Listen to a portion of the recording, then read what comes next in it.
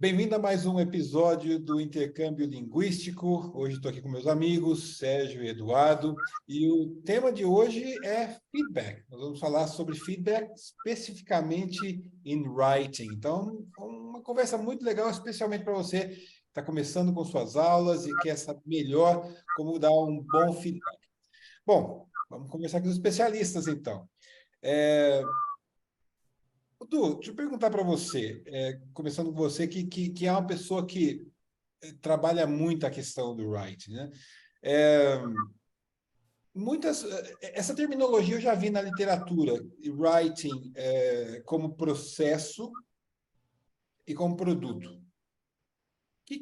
Como que você pode expandir essa terminologia e explicar um pouquinho para nós o que isso quer dizer? Sim, o processo, como o próprio nome fala, ele seria dividido em etapas. Então, você dá uma escrita, um tópico de escrita ao aluno, ele escreve, ele retorna, você faz algumas notas, né, dá algum feedback para ele e retorna ao estudante, que escreve novamente. Quantas vezes o aluno escreverá essa mesma carta, ou seja lá o que ele for escrever? O quanto for necessário para que ele fique bem, né? Então, normalmente, o processo de escrita, ele é utilizado para que a pessoa aprenda a escrever melhor. Então, é uma pessoa que ainda tem dificuldade, e isso dependendo em cada nível, né? Ela ainda tem dificuldade em colocar as palavras no papel. Ela até consegue falar muito bem, explicar, mas na hora de passar para o papel, ela tem essa dificuldade.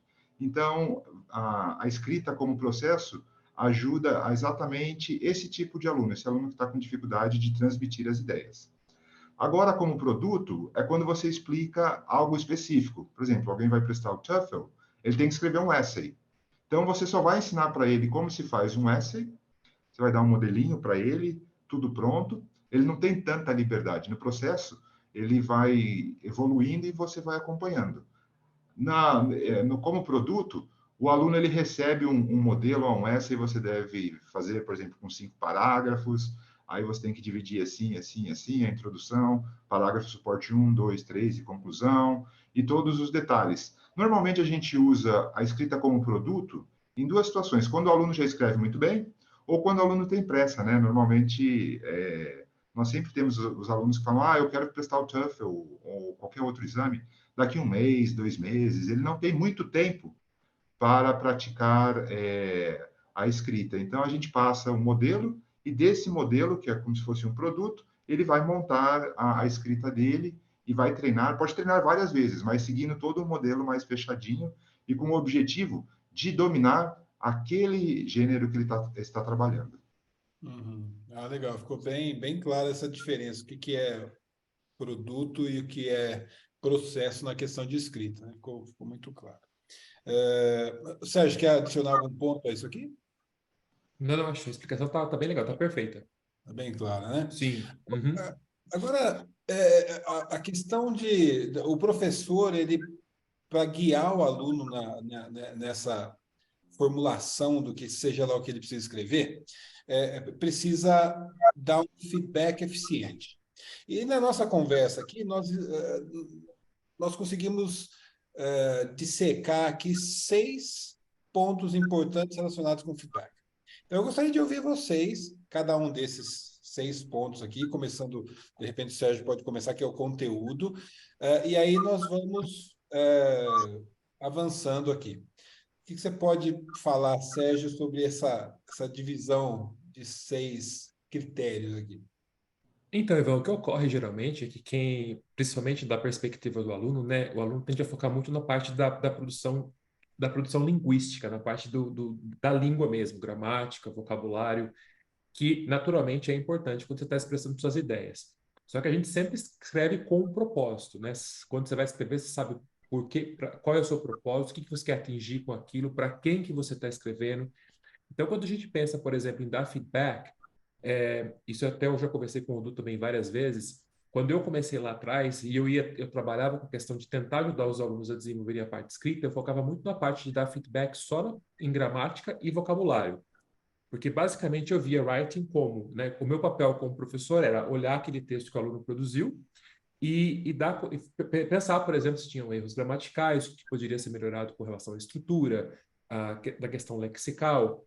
Conforme eu fui desenvolvendo como professor, eu via entender que, na verdade, a gente tem que olhar para writing de uma forma muito mais holística, né? No sentido de que tem muitas coisas que a gente tem que levar em consideração. Uma delas, como você mencionou, é a questão do content, do conteúdo.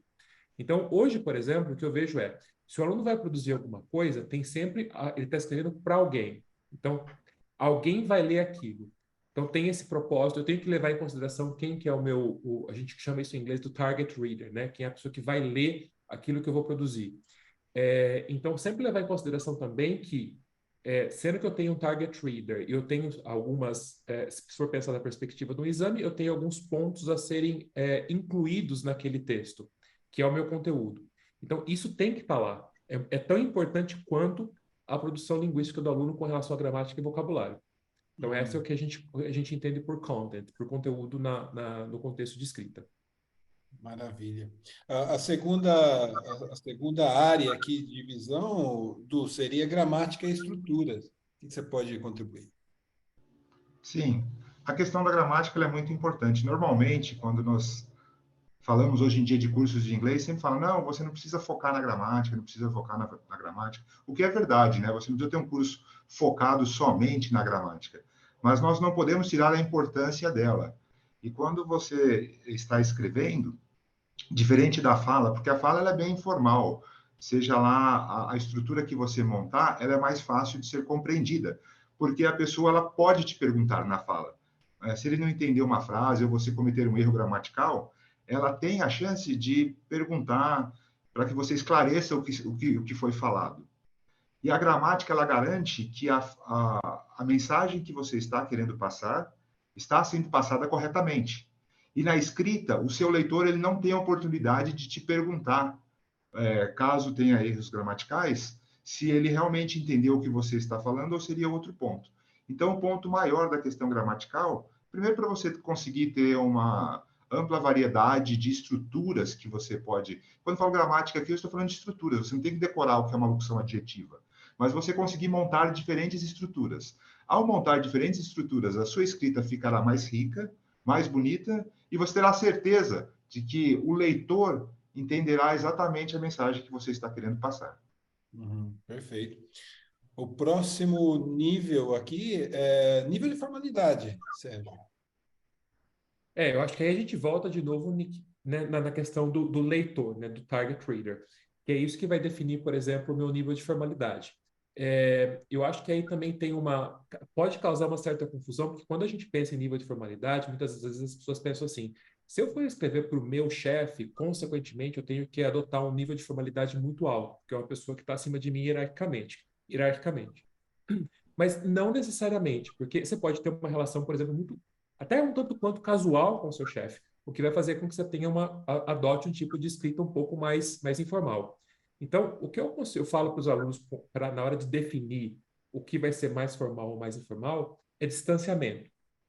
Então, por exemplo, quanto menos intimidade eu tiver com aquela pessoa que eu estou escrevendo, quanto menos proximidade eu tiver com aquela pessoa que eu estou escrevendo, eu vou ter uma tendência de adotar um tipo de escrita mais formal. Então, eu sempre penso na questão da distância entre, né, eu que estou escrevendo e o meu interlocutor, meu target reader. Então, eu acho que isso ajuda o aluno a definir, por exemplo, se ele vai usar algo mais neutro, mais formal ou mais informal. E eu percebo que muitas das vezes os alunos não têm que a gente chama de awareness, né? Essa noção de que, às vezes, a gente faz isso, às vezes, na fala, com uma certa naturalidade. Você vai conversar com uma pessoa que você nunca viu na vida, você sabe que ela tem esse distanciamento, então você adota naturalmente um tipo de fala que é um pouco mais formal, menos casualidade, né, na hora da fala, mas às vezes na escrita eles têm essa dificuldade entre fazer essa transição de um registro para o outro, né? Mas é super importante, né? Porque isso também afeta muito a qualidade da mensagem que você está tentando passar para o seu leitor. Perfeito. O quarto nível aqui seria vocabulário, Edu. Eu acho que o vocabulário linka muito com o que o Sérgio falou, a questão da formalidade. Você tem, por exemplo, em inglês, palavras que parecem com o português, normalmente derivadas do latim. mas elas são palavras mais formais. E às vezes você quer usar ela num contexto que não cabe. E a gente tem que tomar muito cuidado que, às vezes, no Instagram, tem muitos lugares que colocam assim, não diga a palavra X. Aí eles dão uma lista gigante de outras palavras que você poderia usar. Só que, às vezes, naquele nível que você está, para o propósito da sua escrita, não casa. Não fica legal aquela palavra. Na verdade, ele destoa e deixa a sua carta, perde um pouco da fluência, né? Então, isso é muito importante. E o que eu acho interessante é que, normalmente, como é que a gente melhora vocabulário? Lendo muito, se expondo, né? Filmes, música e tudo mais. Mas a escrita é um grande momento para você aumentar o vocabulário. O que você pode fazer? Você escreve sua carta lá, e aí você vai notar que várias vezes você, como é um assunto específico, você vai repetir algumas palavras específicas. Aí você pode ir no Google e colocar a palavra e sinônimos. E aí você começa a anotar os sinônimos das palavras, e aí você consegue expandir o seu vocabulário num sentido, num momento muito bom, porque é um momento que faz sentido para você. Que às vezes você está no Instagram e fala, não fale essa palavra, diga essa outra. Mas não tem contexto nenhum para você. Mas para o contexto que você está escrevendo, vai ser muito bom. O que você deve se atentar é o nível de formalidade da outra palavra que você vai escolher no lugar. Então, você pode conversar com o seu professor para que ele comece a dar algumas dicas e você começar a aprender como, ao ser exposto ao novo vocabulário, de uma mesma palavra, ou sinônimos, ou antônimos, ou oposto, tudo que você quiser montar, como você descobrir o nível de formalidade para que não fique distoante com o resto da sua escrita. Perfeito, ótimo. Passamos então para a organização, Sérgio, é o próximo nível aqui. Então, a organização, eu acho que é um item que é bastante abrangente, né? Porque quando você pensa em organização, por exemplo, você pode pensar na questão do layout, do que você está escrevendo, porque eu sempre falo para os alunos que a gente bate o olho numa carta e você sabe que aquilo é uma carta sem nem ler, só pela forma que o texto está estruturado, né? Então, é interessante para o aluno pensar, por exemplo, que cada texto vai ter uma forma de ser estruturado em termos de layout, em termos de parágrafo, em termos de introdução, corpo e conclusão. E aí eu percebo, por exemplo, que tem uma certa dificuldade por parte dos alunos em desenvolver essa noção da organização correta, porque a gente não tem uma familiaridade muito grande com certos gêneros. Então, quando eu trabalho com alunos, por exemplo, que precisam escrever um essay, um report, uma proposal, article, acaba, por exemplo, que quando eles começam a ter que escrever e ter que levar em consideração o tipo de organização que vai ser exigido de cada um, vira uma grande confusão, porque eles não estão familiarizados com aquilo, às vezes nem na primeira língua. Então, ocorre, por exemplo, que eu vejo que alunos que têm dificuldade entre perceber a diferença de um artigo, mesmo artigo de revista, não um artigo acadêmico, um artigo mais para, né, general, comparado com um essay. Os alunos, por exemplo, que vão escrever um essay e adotam, por exemplo, mas aí se bem que eu estou indo para uma outra área, que é a parte de formalidade de novo, adotam um registro que é completamente informal para um essay.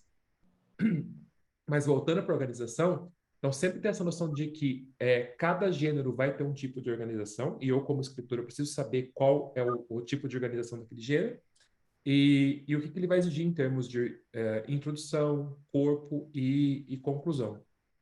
Além de mencionar também a questão interna do texto, né? De coesão, que eu vou ligar as minhas ideias, como que eu vou ligar as minhas ideias da melhor forma possível, e de coerência, tudo que aquilo que eu escrevo tem que fazer sentido para o meu leitor. Sim, perfeito. E, finalmente, clareza, Du. Além do sentido claro da palavra, clareza, a sua mensagem é cristalina, ela é fácil de ser entendida, haverá dois momentos de grande desafio. Quando você é iniciante, você ainda não tem o vocabulário e a estrutura suficiente para transmitir a sua mensagem com segurança. Então, é normal que nos níveis mais básicos, você ainda tenha um pouco de dificuldade de clareza. Você não consegue passar com exatidão o que você fala em português para a língua inglesa. E aí o que ocorre quando você chega nos níveis mais avançados? Aí é o oposto. Você aprende, por exemplo, que você não pode construir muitas orações simplistas, né? Orações simples. Você deveria trabalhar com orações coordenadas ou subordinadas. Mas no momento que você tenta montar frases mais bem elaboradas, com subordinação, tem uma grande chance de você se perder. Então, o grande segredo é sempre o menos é mais.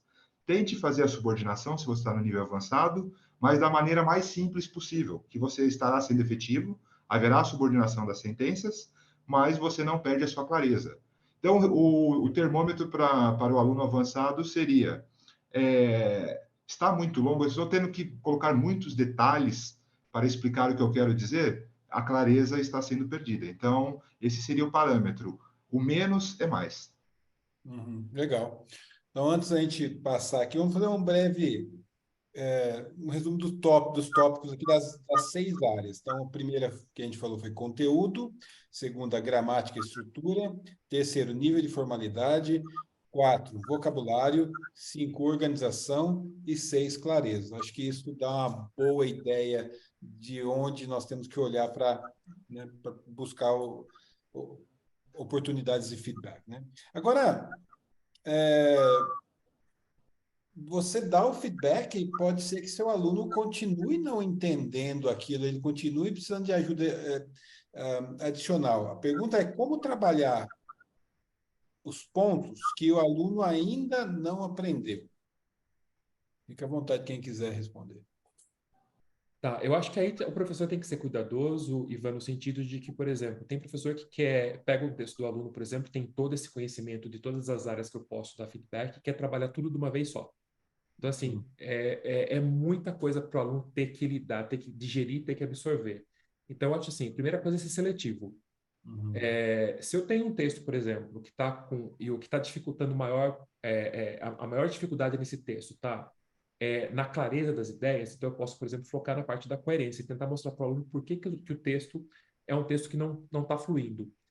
Como o Du falou, uma coisa que eu percebo com muita frequência nessa transição de nível intermediário para nível avançado, como os alunos são esperados a usar frases mais complexas, eles tendem a escrever frases que não apenas são tão longas, que às vezes uma frase acaba virando um parágrafo de tão longa que ela como também a escolha das palavras que eles fazem não soa natural naquele contexto. Então, a gente tem 2 problemas. Frases que são extremamente longas, que dificultam, por exemplo, o que a gente chama de readability, né, do texto, e escolhas de palavras, escolhas lexicais, por exemplo, que dificultam muito o leitor decodificar o que está sendo dito.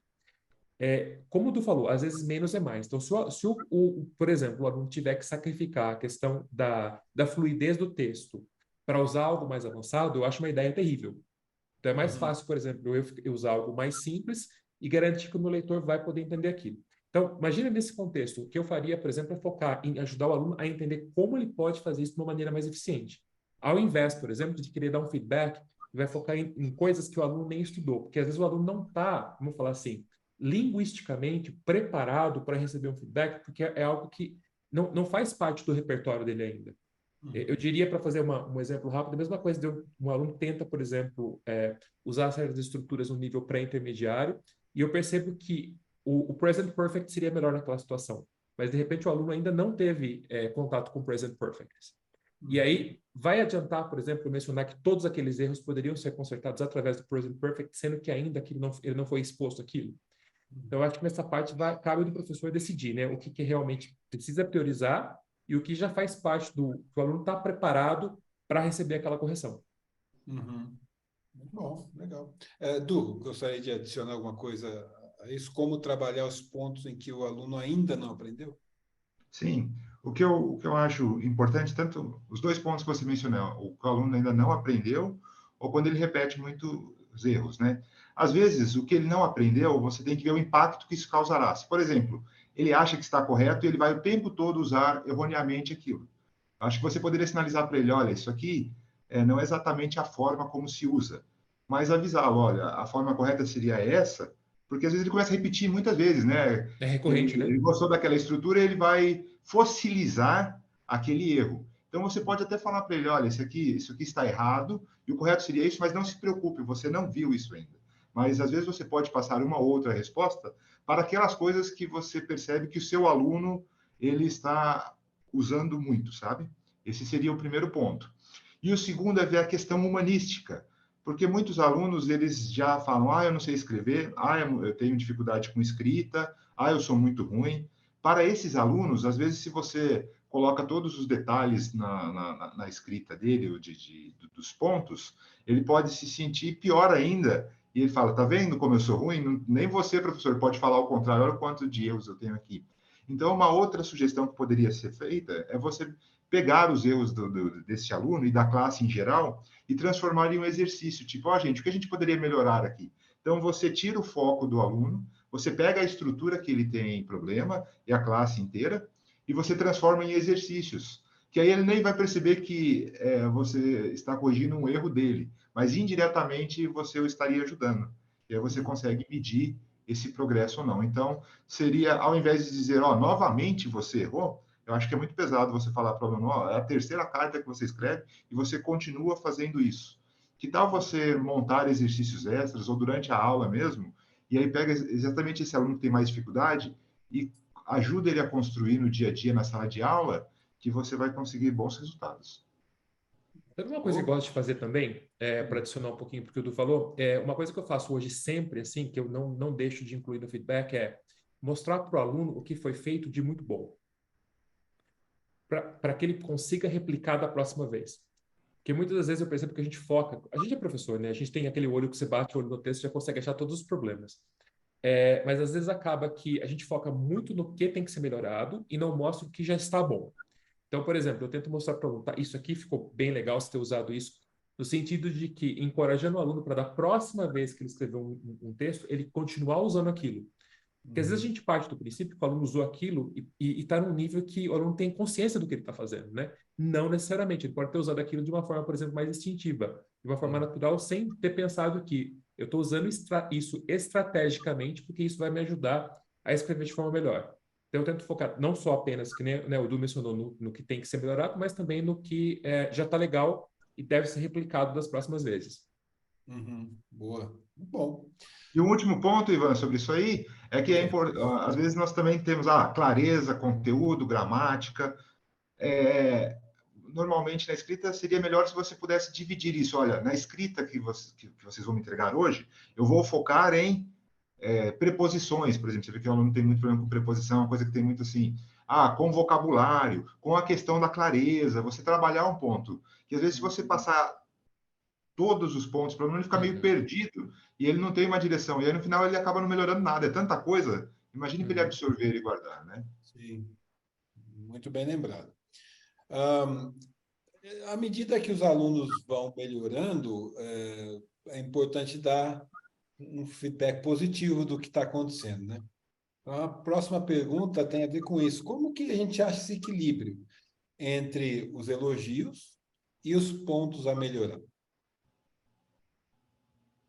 Eu acho muito importante os elogios serem sinceros, porque às vezes você coloca lá 10 pontos a serem melhorados do aluno. Você fala assim, nossa, coloquei 10 pontos aqui, agora eu vou ter que achar 10 elogios para que contrabalanceie. Na verdade, não, né? Você ser muito sincero e sempre haverá alguma coisa de boa. A criatividade do aluno, ou ele completar todos os pontos, ou até se ele saiu um pouco do tema, ou ele fugiu, mostrar, olha, você escreve tão bem que você consegue até expandir mais do que deveria, e vamos controlar um pouco melhor. Então, às vezes, não é a questão positiva, como falar assim, nossa, essa frase sua está incrível, mas é o como você vai retratar as coisas negativas. Por exemplo, um aluno que foge do tema fala assim, você já está tão bem com a língua, tão confiante, que você desenvolve a ideia mais do que deveria dentro da escrita, porque a escrita, infelizmente, isso a gente está aplicando para exames, tá? Sendo mais específico. Se for para o dia a dia, não. Você tem uma quantidade de palavras, 150, 180, 200 palavras. Nesse espaço, você não vai ter tempo para isso. E ao fazer isso, na verdade, você está ajudando o aluno na leitura, na escrita, perdão, mas também na leitura, que ele consegue achar agora os pontos chaves, que é uma coisa que é muito testada na leitura, né? Se a pessoa consegue achar o ponto-chave da pergunta e resposta. Você focar no que é realmente relevante e importante. Legal, bacana. Concordo. Eu acho que, pegando um conceito da comunicação não violenta, toda vez que você vai dar um elogio, é importante ser muito específico, o porquê do elogio, né? E evitando o que você falou, né, que frase incrível, né? Mas incrível por quê? Qual é o ponto? Onde você quer chegar com esse incrível?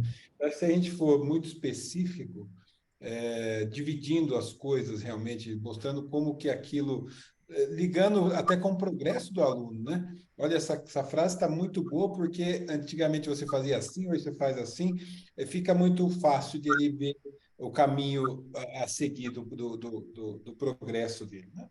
E aí o feedback ele se torna meaningful, né? Isso é importante. Sim. Caso contrário, fica muito vago, né, Ivan? Você falar, por exemplo, que eu me lembro, por exemplo, na escola, na época de aluno, você receber, por exemplo, uma redação escrito lá, excelente. Tá, legal. Eu como aluno, adorava receber uma redação excelente. Porém, você fica pensando, hoje, numa perspectiva de professor, né? Se eu escrevo para o aluno, eu coloco, por exemplo, que isso aqui está ótimo, mas voltando ao que você falou, por quê? Eu preciso dar informações que sejam suficientes para o aluno conseguir replicar aquilo, né? Então, tá bom, ok. O que faz essa parte da frase ser boa para eu conseguir fazer isso de novo? Sim, perfeito. Ah, na opinião de vocês, como que o feedback bem colocado impacta os alunos? Ou mal colocado, que a gente pode, porque nós estamos falando aqui com professores que estão em formação. Eu me lembro muitas vezes ter dado feedback totalmente, olhando para trás, né, totalmente descabido, né? Como que o feedback pode impactar os alunos positiva e negativamente? Eu acho que positivamente, quer falar, Du, sobre a Então, parte pode positiva? ir, pode Eu ir. acho que positivamente, eu acho que o feedback pode impactar muito desde que tenha o que. Eu gosto muito de um autor italiano que ele fala sobre o princípio de intentionality. Então, o aluno ter essa intenção de se engajar com o feedback que foi dado. Então, porque, por exemplo, eu posso receber o feedback, ler, legal, e não me engajar com aquilo em nenhum nível. Nesse caso, eu acho que o feedback vai acabar morrendo ali. Mas a partir do Uhum. momento, por exemplo, que eu recebo aquele feedback e penso assim, tá, legal, eu entendi o que eu tenho que fazer, da próxima vez eu vou tentar aplicar isso. Então, assim, eu me engajei com aquele feedback em algum nível. Eu acho que aí sim tende a dar bastante frutos. O que você acha, Du? Eu concordo com você. E a gente vai perceber muito na autoestima do aluno e na próxima vez, na próxima carta, ou seja lá o que ele for escrever, tanto se ele vai realmente entregar e segundo se a gente percebe claramente se o aluno fez para cumprir tabela, né? Não, eu tenho que fazer isso aqui, deixa eu Uhum. fazer e entregar, ou se tem aquele carinho, ele está realmente se esforçando para estar melhor. Então, você consegue notar que quando você dá um feedback bem positivo, na próxima escrita, ela virá aprimorada. Você consegue sentir isso na própria escrita do aluno, né? Uhum. Legal. Um, o feedback também, nós percebemos que ele pode ser graduado, ele pode ser progressivo. Então, eu gostaria de falar um pouquinho, antes de terminar, sobre essa progressão, pensando nesse professor que está nos acompanhando e quer aprender como dar feedback, né? Uhum. Então, a gente pode dizer que o feedback ele parte do mais geral para o mais específico, mais amplo para o menos amplo, né? Quando a gente estava conversando, a gente identificou quatro maneiras de fazer isso. A primeira seria correção explícita, indicando erros e as formas corretas. É isso mesmo? Algum comentário a respeito disso aqui? Eu acho que esse nível de feedback ele é realmente importante para quem está começando. O aluno que está começando Uhum. agora o inglês, não adianta você querer que ele raciocine ou monte alguma outra coisa, né? Ele Uhum. está muito no começo. Então, os níveis A1 e até o A2, dependendo do momento, você vai ter que trabalhar muito com essa questão explícita, porque é o momento de aprendizagem, né? E se você comparar a língua inglesa com o português, o uso de auxiliares, né, na negativa, na interrogativa e tudo mais, é de uma complexidade muito grande, né? O aluno até consegue entender, mas na hora de escrever, às vezes, falha um pouco isso aí. Então, eu acho que para os níveis mais básicos, especialmente para quem está começando, não há nada de errado e seria até aconselhável você realmente, explicitamente mostrar para o aluno onde estariam os erros. Concordo, concordo. Eu acho que às vezes acaba que. Não é que a gente não quer que o aluno pense, né? Mas eu acho que se a gente ficar exigindo muito, acaba virando um guessing game. Você quer que o aluno adivinhe algo que ainda ele nem viu, não faz parte do repertório dele, que pode causar uma frustração tremenda. Legal. Mas já o próximo nível já vai fazer o aluno pensar um pouquinho mais, ou seja, o uso de códigos de correção, né? Indicando o tipo e local dos erros. Você usa isso, Sérgio? Você gosta dessa técnica? Funciona bem? Como eu trabalho hoje majoritariamente com níveis C1 e C2, eu não utilizo mais essa técnica de você usar os códigos. Eu uso um outro tipo de feedback, mas já usei muito. E eu acho assim, é sempre aquela coisa também, né? Vai depender muito do aluno, da preferência do aluno, do contexto onde você está. Eu acho que é uma técnica útil, porque basicamente você está mostrando, você vai fazer o aluno pensar, como você acabou de falar, você está mostrando que tem um erro ali, você está identificando o tipo de erro, se é um erro relacionado com preposição, se é um erro relacionado com tempo verbal. Então, assim, você está dando uma informação precisa para o aluno com relação ao tipo de erro, onde o erro está, então o que ele tem que fazer é tentar consertar aquele erro. É, eu acho que se a gente quiser deixar isso ainda um pouco mais desafiador, nem identificar o tipo do erro, só mostrar onde o erro está, e aí o aluno tentar entender qual é o tipo de erro e consertar aquilo. Eu percebo que, na minha experiência, tem alunos que gostam bastante, porque é bem explícito, e tem alunos que, por terem uma tendência natural a não gostar desse tipo de terminologia, não, são alunos que têm um tipo. Ficam um pouco intimidados com termos, vamos falar assim, termos técnicos, preposição, tempo verbal, é, o subject-verb agreement, toda aquela coisa. Então, parece que eles travam quando eles veem aqueles termos. Então, eu acho que a primeira coisa é levar o aluno em consideração, né? Se tem um aluno, por exemplo, que ele gosta desse tipo de correção, eu usaria sem problema nenhum. Legal. Bom, então, nós vimos aqui correção explícita, vimos aqui os códigos, aí você já mencionou mencionar onde na frase tem o erro, mas não falar, ou se é Uhum. gramática, se é nada assim. E o último nível seria, então, do marcar o número de erros que tem naquela frase, mas não indicar onde está o erro, né? Uhum. O que você poderia dizer sobre isso? Ainda falando um pouquinho da número 3 de sublinhar os erros que o Sérgio mencionou, ele também seria muito eficaz quando o aluno ele erra por falta de atenção. Nós sabemos que o aluno ele sabe aquele erro, né? Mas foi uma falta de atenção dele ali, né? Na hora de escrever, foi um descuido. Então, nessa hora, se você só sublinhar, sem dar essa ajuda para ele, né? Falar, isso aqui foi word order, você inverteu a ordem das palavras, alguma coisa. Ele sozinho, ele já vai conseguir trabalhar. Então, você deve perguntar, ele sozinho já conseguiria identificar o tipo de erro ou não? Se sim, às vezes o sublinhar já seria suficiente. E esse número 4, que você pega na linha e não indica onde está o erro, só o número de erro ou pontos a serem melhorados, né? 1, 2, 3, ele é muito importante que ele trabalha a parte analítica do aluno, né? Porque normalmente, qual que é o processo de escrita? Você escreve um rascunho, as suas ideias. Primeiro você faz um rascunho das ideias, um rascunho da escrita. Aí você escreve. Mas o correto seria, antes que você entregasse, você trabalhasse com a revisão.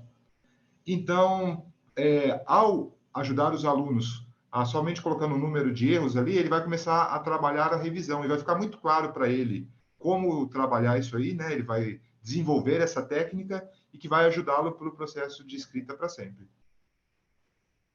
Legal, bacana. Alguma coisa aí, Sérgio, a acrescentar? Não, perfeito. Bem, Uhum. bem comentado, né? Sim. Última pergunta que eu gostaria de fazer para vocês: como avaliar se tudo isso que a gente falou aqui, se o feedback dado bem da forma correta, levando em conta as áreas que a gente, aquelas 6 áreas, e também essa progressão que a gente identificou aqui, como avaliar se o feedback está surtindo resultados? Uma das coisas que eu gosto de fazer, Ivan, por exemplo, se você trabalha com o aluno por um período, você conseguir rastrear o que está sendo feito, né? Então, por exemplo, eu uso muito o Google Classroom. Então, o Google Classroom me permite centralizar tudo lá. Então, assim, se eu quiser, por exemplo, ter acesso ao que um aluno escreveu 6 meses atrás, é só ir lá que eu vou encontrar. Então, isso me permite essa rastreabilidade. Nossa, é mais fácil falar em inglês, keep track of, né? Me permite rastrear, então, esse desenvolvimento do aluno. Então, o que eu percebo? Como o writing é uma skill, eu acho que seria ingênuo da minha parte como professor achar que um aluno que está, por exemplo, tendo muitas dificuldades com writing, vai ter uma melhora gigantesca de um texto para o outro. Porque é uma habilidade a gente desenvolve com o tempo. Mas eu acho que com o passar do tempo, como a gente vai dando feedback, vai dando outros textos, o aluno vai trabalhando e vai escrevendo, a gente consegue perceber se está tendo ou não uma melhora gradual. Então, primeira coisa, tentar rastrear isso de alguma forma para poder estabelecer algum tipo de comparação. o que o aluno produziu há 6 meses atrás, o que ele está produzindo agora. E também, como tu falou, tem a questão da recorrência, né? Tem erros que a gente percebe que eles são muito recorrentes. Então, se eu estou dando feedback focado naquele erro, e já no próximo teve menos erros relacionados àquela área, ou os erros estão desaparecendo, então, naturalmente, posso chegar à conclusão de que o aluno está melhorando. Legal. Dus, tem alguma coisa aí para acrescentar? E uma última dica que, na verdade, casa com o que o Sérgio está falando, né? É você sair do subjetivo e ir para o objetivo. Que o subjetivo é a nossa visão geral, que nós olhamos para a escrita do aluno e temos essa ideia. Mas você tem que ter um framework que está lá, tipo, vocabulário, gramática, clareza, organização, todos os pontos divididinhos, e você deve colocar nota para o aluno. Nem que, às vezes, você não passe essa nota para ele nesse ponto, porque o foco é outro, mas você tem exatamente o que o Sérgio estava falando da rastreabilidade.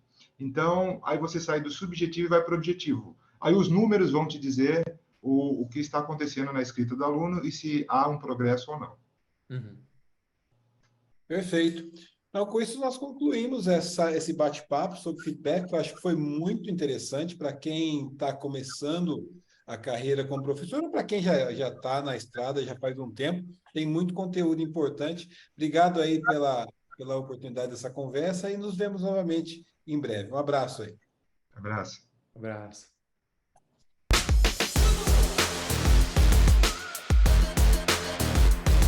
Thank you.